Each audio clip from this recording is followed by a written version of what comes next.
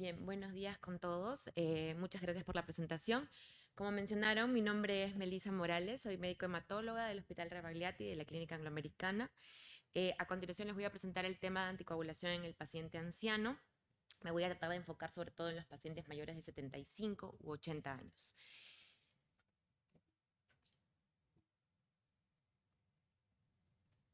Listo.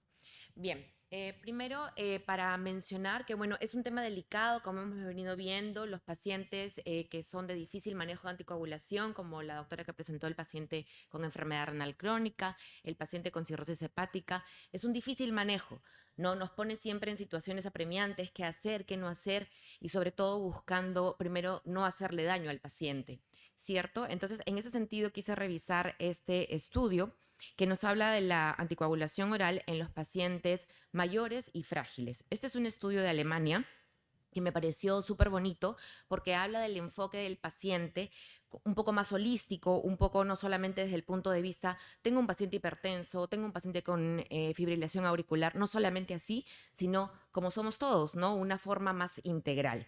Entonces, este estudio menciona un punto súper importante, que es que para el año 2050, el 50% de los pacientes con FA, que es lo que manejan habitualmente ustedes los cardiólogos, van a ser mayores de 80 años. Entonces, de repente antes la conducta con estos pacientes era, ok, ya es viejito, ahí nomás lo dejo solo con su aspirina y listo. Y ahora esto va cambiando porque tenemos cada vez más población de ese grupo etario.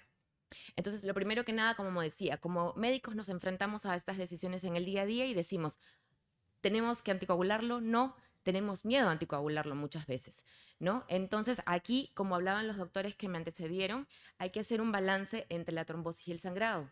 Veo cuáles son, qué cosa es lo predisponente en el paciente, ¿no? Entonces, tenemos que todos los pacientes mayores de 80 años van a tener cierto grado de insuficiencia renal, ¿sí? Además de eso, podrían tener otras cosas asociadas que lo predisponen a trombosis, como mayor estasis, el paciente tal vez esté más quieto, tal vez tenga una fractura de cadera reciente, es fibrilador auricular, algún antecedente de un ACV, algo de limitación en el movimiento por alguna secuela del ACV, y a la vez tenemos que la edad, la polifarmacia, que es súper importante en este grupo, nos va a dar una mayor tendencia al sangrado. Entonces, ¿qué hacemos? A la vez, otro punto a tener en cuenta son la posibilidad de caídas. Probablemente los que en el 2050 tengan 80 años tienen por ahora unos 50 años y ahora pues las personas de 50 años, la mayoría, tienen solamente uno o dos hijos, a diferencia de la población que en este momento tiene 90 años y que de repente tenían antes 6, 8 hijos, entonces se podían encargar varios hijos de cuidarlo. Ahora no, los que van a tener en el 2050, 80 años, probablemente tengan solo uno o dos hijos, tal vez no tengan hijos, ¿quién los cuida? Se cuidan solos, tienen posibilidad de tener un cuidador o no, y todos esos puntos tenemos que tomarlos en cuenta.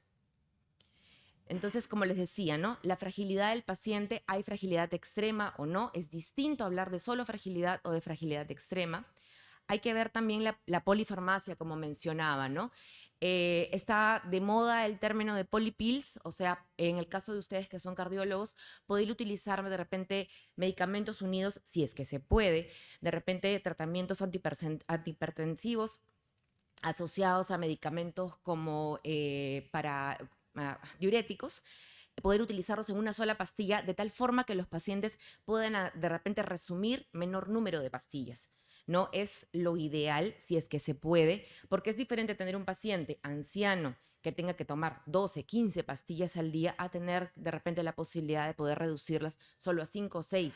Parece algo nimio, pero al final termina siendo importante. Al final nosotros podemos hacer una receta magistral, perfecta en el papel, pero si el paciente al final no la toma, entonces no estamos haciendo mucho por él.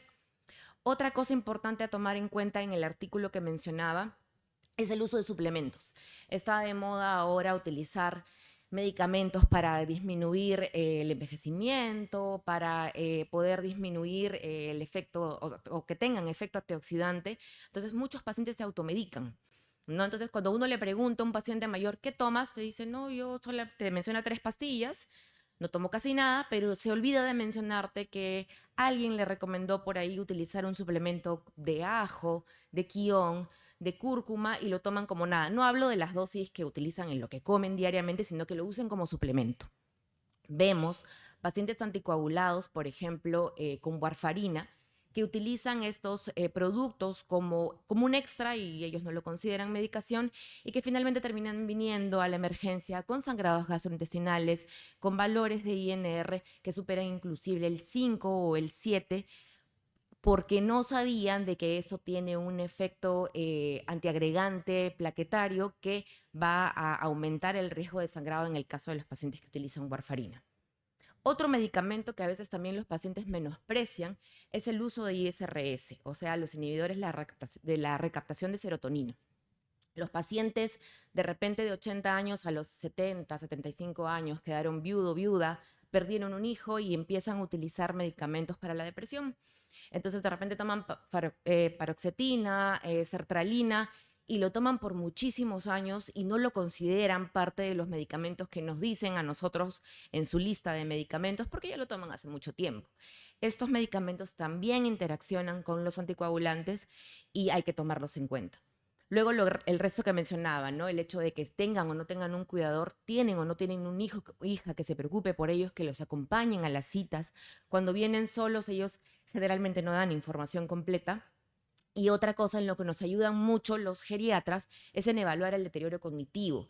El paciente realmente, a veces puede lucir muy bien y venir solo a la consulta, pero hay que buscar digamos, cada uno como médico tiene su expertise, entonces hay que buscar el apoyo de los geriatras, de los psiquiatras, para que nos ayuden con sus scores a realmente evaluar si el paciente tiene o no un deterioro cognitivo.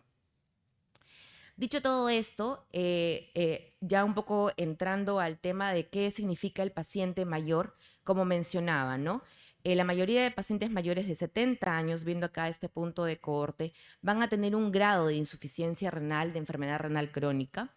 Ya no van a estar en una fase o una filtración glomerular que esté entre el 80 y el 100, sino que la mayoría se van a localizar debajo del 60, en la mayoría de casos, inclusive algunos en una enfermedad de renal grado 5. ¿No? Este estudio, para hacerles notar la relación que mencionó la doctora Acevedo, los pacientes que tienen enfermedad renal crónica y que inclusive empiezan a dializarse recientemente, tienen un mayor riesgo de desarrollo de fibrilación auricular. Y eso se comprobó con este estudio. En este estudio implantaron un dispositivo que monitorea si es que desarrollaron o no fibrilación auricular en pacientes que inician hemodiálisis y que antes no tenían fibrilación auricular. Se estudiaron 66 pacientes y se le hizo un seguimiento a aprox de 700 días. Se vio que la incidencia de fibrilación auricular a los 12 meses en estos pacientes que antes no la tenían era de un 31.8%. Y a los 24 meses, casi la mitad de esos pacientes habían desarrollado fibrilación auricular. Entonces, ahí hay una relación que no es menospreciable porque nos hace tomar decisiones distintas con nuestros pacientes. La mayoría de los episodios, cabe mencionar, que eran menores a 6 minutos y la mayoría de ellos también asintomáticos, por lo cual es importante monitorear la fibrilación auricular en los pacientes que entran recientemente a un tratamiento con hemodiálisis.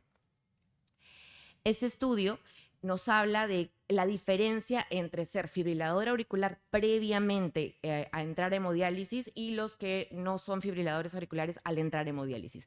Hay una diferencia. Este estudio analiza 254 pacientes y ve que 42 tenían fibrilación auricular antes de la hemodiálisis y 23 desarrollan después de haber entrado al tratamiento con hemodiálisis, y se ve que la mortalidad es mayor para los pacientes que ya tenían fibrilación auricular previamente, con un hazard ratio de 2.28, a diferencia de 1.43 para los que la desarrollan después del ingreso a hemodiálisis. Entonces, con esto vemos que en estos pacientes hay un mayor riesgo de enfermedad tromboembólica, hay un mayor riesgo de mortalidad, y eso también se encontró secundariamente relacionado a la hipoalbuminemia, que también se mencionó en las anteriores exposiciones. Este otro estudio es un estudio serbio, analiza 224 pacientes también en hemodiálisis crónica y evalúa que el riesgo de sangrado es mayor cuando utilizamos dos terapias, es decir, cuando utilizamos anticoagulación, ya sea sobre todo con antagonistas de la vitamina K, y si agregamos aspirina. Esto era de repente una conducta un poco más frecuente previamente, ahora se trata de decidir entre uno de ellos y para situaciones muy puntuales pues hay que darlo, pero tener en cuenta que el riesgo de sangrado en estos casos es mayor. El riesgo de sangrado en los pacientes que utilizan antagonistas de la vitamina K con antiagregantes plaquetarios es de un 35.7%, con un riesgo de hemorragia mayor de 9.4%. Con ello también el aumento de la mortalidad. Entonces, ¿cómo decidimos? Lo que mencionaron también previamente, todos los pacientes tienen que pasar por SCORE, sea uno, sea otro, pero por lo menos los básicos, los que conocemos todos, que se extrapolan del manejo del paciente con fibrilación auricular. Para saber si hay riesgo de trombosis, JASVAX por lo menos, ¿no? Y también estudios o evaluación de posibilidad de sangrado con el HASBLET. El HASBLET, el más conocido, ¿no? Hay otros muchos nuevos scores, les estoy trayendo solamente, digamos, los más conocidos. Ese de acá me interesó particularmente porque nos habla no solamente de lo que ya nos habla el HASBLET, sino que nos agrega también si es que el paciente tiene trombocitopenia, si es que tiene anemia y si es que tiene factores genéticos. Esto en nuestra realidad en el Perú no se estudia, pero es importante tener en cuenta de que hay pacientes que van a ser resistentes a la vitamina K porque tengan estas variantes de la citocromo P450 y que podrían ser resistentes a vitamina K o que podrían ser también resistentes a algunos otros tratamientos que utilizan los pacientes gerontes, como podrían ser anticonvulsivantes u otros. Entonces, no olvidarse siempre de hacer los scores de ambos, ¿no? Uno del de riesgo trombótico y también del riesgo de sangrado para poder hacer una adecuada valoración de nuestros pacientes. Este estudio está especialmente diseñado para pacientes mayores de 80 años. El estudio se llama SAFIR, fue desarrollado en el año 2020 y hace un seguimiento prospectivo corto de solamente un año en pacientes pues, de 80 años y frágiles, ¿no? Que son tratados solo con rivaroxaban con DOAX. Entonces, el estudio se centra en evaluar el riesgo de sangrado en pacientes mayores de 80 que son fibriladores auriculares. Acá lo que se busca es ver si los DOACs son tan efectivos como los antagonistas de la vitamina K. Porque se sabía poco, como han mencionado los que me antecedieron, son grupos que generalmente son excluidos de los estudios clínicos. Entonces, aquí se compararon 995 pacientes que utilizan antagonistas de la vitamina K y 924 que utilizan el Xarelto. Es un seguimiento en 33 centros y se les hizo seguimiento cada 3 meses por un año. Las características de los pacientes hipertensos con malnutrición, o sea, con hipoalbuminemia en el 77% de los casos, 41% de pacientes con anemia, 39% de pacientes con anemia con demencia y con riesgo de sangrado, con riesgo de caída, el 27%. El promedio de edad de estos pacientes fue de 86 años y 61% de pacientes fueron mujeres, que según el CHASVAC tendrían un mayor riesgo a tener desarrollo de enfermedad tromboembólica, ¿no? ¿Qué se encontró? En el grupo de la warfarina se encontró que el riesgo de hemorragia mayor fue de 6.4, el riesgo de hemorragia intracraneal, hemorragia severa, de 1.1% y el riesgo isquémico en este grupo fue de 1.4, con una mortalidad total en este grupo de 17.9%. La diferencia con los pacientes que utilizaron Xarelto, a las dosis que estuvieron recomendadas de acuerdo a su edad y otros puntos que voy a mencionar un poquito más adelante. El riesgo de sangrado mayor fue de 0.67, el Hazard ratio, el riesgo de sangrado intracraneal de 0.52 y el riesgo de enfermedad trombótica en ellos de 0.76, con una mortalidad solo del 1.05. Entonces, al final, la conclusión es un seguimiento corto, solamente de un año, pero fue contundente, ¿no? En los pacientes de este grupo etario, lo recomendado es utilizar DOACs, anticoagulantes directos. En este estudio solamente analizó Xarelto. Este otro estudio que les voy a presentar habla de apixaban. ¿Por qué a veces cuando manejamos pacientes mayores, a pesar de que no cumplan con los criterios de reducción de apixaban, que son esos, o sea, de utilizar la dosis reducida de 2.5 BID, a veces simplemente lo hacemos, ¿no? Tenemos un paciente de 85 años y decimos, ya, uno de estos criterios, entonces la reduzco, porque me da miedo, porque va a sangrar y la reduzco. Pero lo que debe cumplir un paciente que está siendo manejado con apixaban para reducir dosis es dos de estos criterios y no solo uno. Entonces, edad mayor de 80 años, creatinina mayor a 1.5 y un peso menor a 60, dos de estos para reducir apixaban. Solamente tener 85 años no me llevaría a reducir el apixaban, pero a veces lo hacemos. En ese estudio se corroboró, se estudiaron 13.000 pacientes con una edad promedio de 70 años y se corroboró que el riesgo de enfermedad tromboembólica se multiplica por 5 veces cuando tomamos estas decisiones, muchas veces, como vuelvo a mencionar, basados en el temor. En este estudio de 13.000 pacientes se vio que el 78% estaban utilizando la dosis adecuada de apixaban, bien manejados. Estos pacientes que están en verde son pacientes que no tienen enfermedad renal crónica y estos que están en rojo son los que sí tienen enfermedad renal crónica. Estos que están en un verde más acentuado tuvieron una reducción inadecuada del apixaban. Estos pacientes acá en un rojo un poco más intenso son pacientes que, a pesar de tener enfermedad renal crónica, no se tuvo la reducción de apixaban, y estos del 6% sí tuvieron la reducción de apixaban y tenían enfermedad renal crónica. En este grupo del 4% que tenían enfermedad renal y no se les hizo la reducción de la apixaban, pues se vio que había un mayor riesgo de sangrado. Sin embargo, en este 12%, como mencionaba, tuvieron un riesgo de enfermedad tromboembólica multiplicado por 5. Para poder resumir un poco esto, les voy a presentar un caso clínico sencillo. Una paciente de 90 años con diagnóstico de fibrilación auricular no valvular. La paciente es hipertensa, toma lodipino de 5 miligramos, bisoprolol de 2.5. Las funciones vitales están conservadas, tiene cuidadora y su hija la visita diariamente. Tiene una escala de Bartel, que es una escala que manejan los geriatras, que del 60, mayor a 60, que la pone en una condición de dependencia leve. La paciente pesa 67 kilos, tiene una talla de 1.60, una PA bien controlada con su medicación, 125/72, una creatinina de 1.2, hemoglobina buena para su edad, 12.3, y plaquetas también ok, 250.000. La paciente usaba aspirina diario. Llega a cardiología, el cardiólogo le añade tratamiento con warfarina a 5 miligramos cada día y, como debe de ser, no suspende los alimentos verdes. Le recomienda que los ingiera 2 veces por semana. Aquí también un punto a tomar en cuenta, que era un manejo antiguo, ¿no? El hecho de dar warfarina a un paciente no nos hace prohibir los alimentos verdes.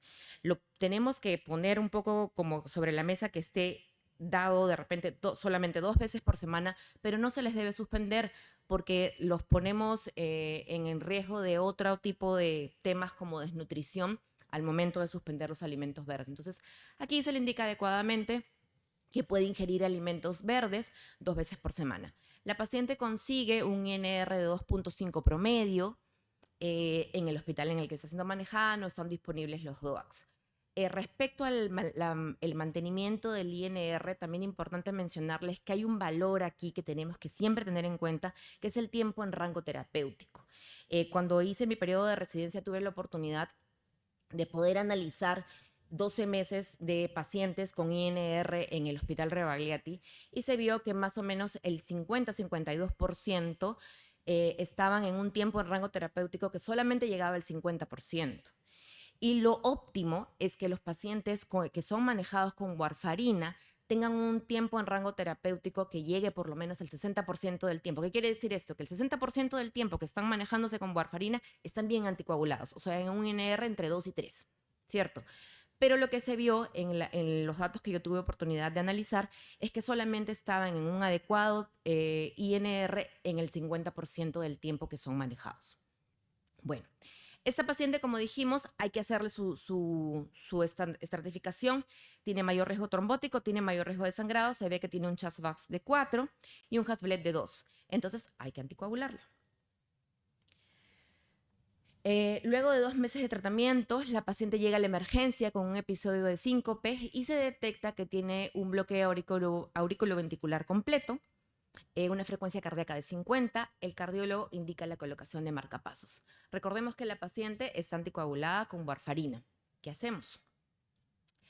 Le hacemos el bridging, la terapia puente, que ha sido clásica por mucho tiempo.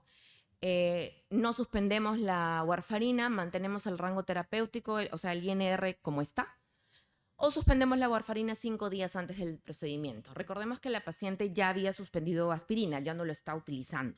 No porque si hubiera el escenario en el que hubiera estado utilizando aspirina, pues habría que suspender la aspirina 7 o 10 días antes del procedimiento, pero en este caso la paciente está solo con warfa. Entonces, ¿cuál de los tres hacemos? Perdón. Bueno, aquí me pasé para acá. Bueno, aquí la conducta por la que se optó fue de no suspender la warfarina. En algunos casos vemos que cuando tenemos que someter a procedimiento a un paciente que está utilizando warfarina, tratemos de ajustarle un poquito de dosis o de bajarla. De repente bajarle, si la paciente está en un INR de 2.5, tratar de bajarla a un 1.5 o 2 de INR que llegue, la ajustas y tratar de no hacer daño y tratar de que no sangre, entonces, o en todo caso suspender la warfarina, ¿no? Lo que se ve en este estudio, que es un estudio del 2013 de la New England, ve que qué hacemos en estos pacientes que tienen indicación de cirugía de marcapasos o uso de desfibrilador y que no se les interrumpe la anticoagulación. Lo que se encontró en estos pacientes es que se observa un hematoma clínicamente significativo en el bolsillo del dispositivo solo en 12 de los 343 pacientes del grupo que continuó con warfarina, en comparación con 54 de 338 pacientes que pasaron a terapia puente. Entonces, se vio que los pacientes que pasaban a terapia puente, es decir, que se suspendía la warfarina y que pasaban a enoxaparina, tenían mayor riesgo de sangrado. Entonces, la recomendación de este artículo es la siguiente: continuar con la warfarina, pero ser muy cuidadosos en el momento del procedimiento. Es decir, la hemostasia tiene que ser muy cuidadosa en el procedimiento con el electrocauterio e inclusive se habla de uso asociado de ácido tranexámico tópico para poder mantener ahí el coágulo y que no incremente el riesgo de sangrado. Con esta paciente, pues, no presenta complicaciones asociadas a la colocación del marcapasos, se recupera al día siguiente de su procedimiento, usa su warfarina tal cual, ¿no? 24, o sea, la dosis que le correspondía. Al alta se conversa con la familia la posibilidad de añadir DOAX, o sea, de cambiarla de warfarina a DOAX. Por la edad de la paciente, acá vemos, ¿no?, que la indicación de si es que se hubiera decidido por dabigatran, lo que le corresponde son 110 miligramos cada 12 horas, ya que la paciente es mayor de 80 años. En el caso del Xarelto, ella tiene un clearance de creatinina de 33, entonces le correspondería una dosis reducida de 15 miligramos cada 24 horas. Y en el caso de ir por apixaban, le corresponde 5 miligramos cada 12 horas. Ya que, como dijimos, solo la edad, que es el único criterio que cumple, o sea, que es mayor de 80 años, no debería reducir a apixaban en este caso, que es la opción por la que se opta en esta paciente, darle apixaban 5 miligramos cada 12 horas. Para terminar, este es un artículo que presentó el doctor Rodolfo Torres, que habla sobre el riesgo de enfermedad tromboembólica, TBP o TEP, en pacientes con enfermedad renal crónica. Y me parecieron estos puntos muy importantes a mencionar, ¿no? Evaluar antes de decidir qué terapia darle, el alto riesgo de sangrado, la edad, las comorbilidades, si hay o no posibilidad de microbleds. Esto es algo que no hacemos en nuestra práctica convencional, que es el paciente mayor a veces tiene un deterioro cognitivo y no sabemos precisamente por qué. Es importante hacerle estudios de resonancia magnética y ver si hay sangrados intracraneales, porque esto me lo pondría en un mayor riesgo a trombos, que es algo que tampoco se analiza en estudios, en los scores de evaluación habitualmente. Entonces hay que también ver si la funcionalidad está comprometida y si la expectativa de vida es menor a 6 o 12 meses. Eso también me hace tomar decisiones individualizadas y completamente distintas en el caso de cada paciente. Muchas gracias.